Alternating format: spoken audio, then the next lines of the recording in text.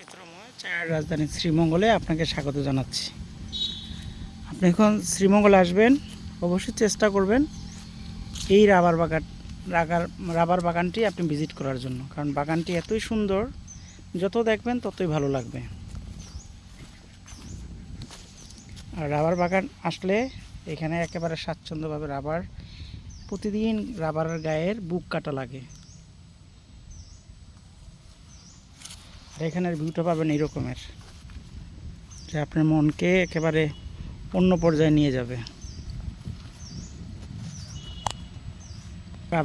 Rubber বাগানের মধ্যে শিয়ালও দেখতে পাবেন, ভাগ্য ভালো হলে অনেক সময় হরিণও দেখতে পাবেন। আপনি হয়তো ভাববেন যে কি বলি, কোথায় কি হরিণ, ওই দেখেন বানর যাচ্ছে।